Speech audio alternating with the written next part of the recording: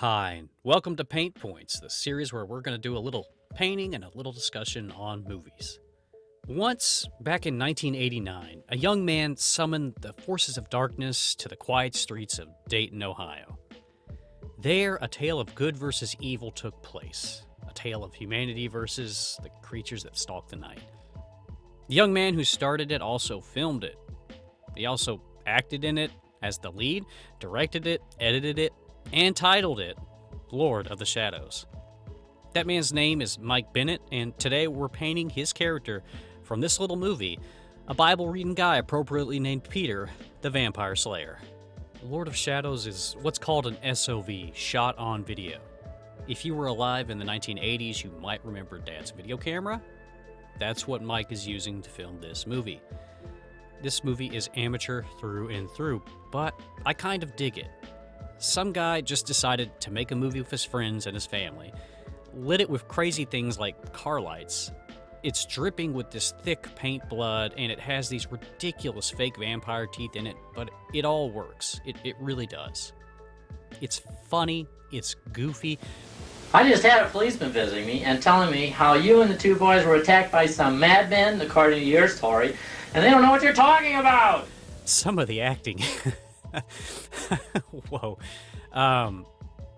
But it's just Mike's friends and his family making a film. It's simple in every way, and it's innocent in even more. Now, with a straight face, could you make a movie about a guy who sneaks into children's bedrooms at night? It's preposterous. But here in the world of this tape, in this movie, it's not silly or stupid. Peter has to get into the kid's bedroom to save them from a vampire, and he wards off the invader using garlic bread. That's pretty damn funny. Later, they even use a heated spatula to cure a vampire bite. Come on, you just have to love this. More than just a movie, though, Lord of the Shadows is a glimpse into a time that we really can't get back to. But it's one we can always visit thanks to digital preservation. I came across this movie while reading James Rolfe's biography, who you probably know best as the angry video game nerd. James described in this book his earliest filmmaking efforts, those he was making as a kid. He used a video camera and VCRs to record off of his camera onto a VHS tape. It sounds really difficult. His discussion inspired me to dig up Lord of the Shadows out of my collection. And what do you know? Looking at this tape, I can tell that they're using the same recording technique that James used to make camera footage into a movie. To take a film from video back then, in the most amateur of ways, was not easy. You film scenes with the camera onto mini-tapes. Then you hook the camera up to the TV, which was being re-recorded by your VCR. You played the scenes off the tape, watching them on the TV, and at what you hoped was the right time, you started recording with the VCR. You did this scene by scene, lining up the whole movie from start to finish, and you recorded the scenes in order. If you mess up, you gotta go back and re-record. There's no easy way out of here, no delete, no cut, no nothing. You just keep going. In the end, you might have a mess, or you might have what resembles a movie. And that's the magic of shot on video. It's no budget, but a lot of talent. It wasn't just about getting a camera and filming whatever. There was a whole technique of editing without all of the fancy tools that we have today.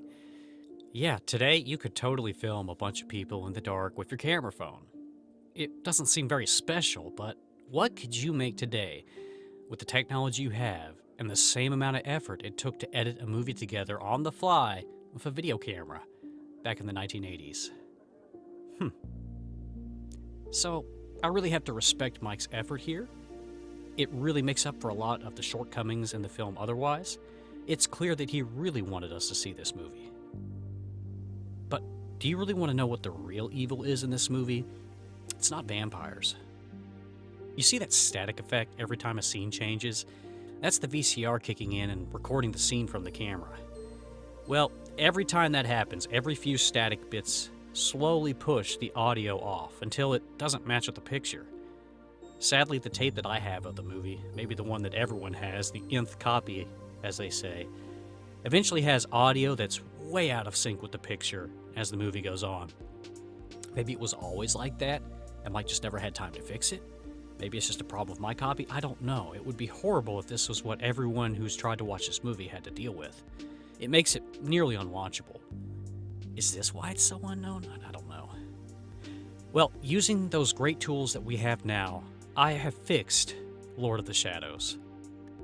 Since Mike gifted us with this effort, with a cute little vampire flick, I'm going to gift it back to you all. The whole thing's going to be put up on YouTube, complete and fixed for the first time in who knows how long, maybe ever. This painting of Peter the Vampire Slayer is by Kinya Kina, my artist, and it's a tribute to his effort into a pretty cool movie. Enjoy Lord of the Shadows, and maybe eat some garlic bread when you watch this one. Yeah?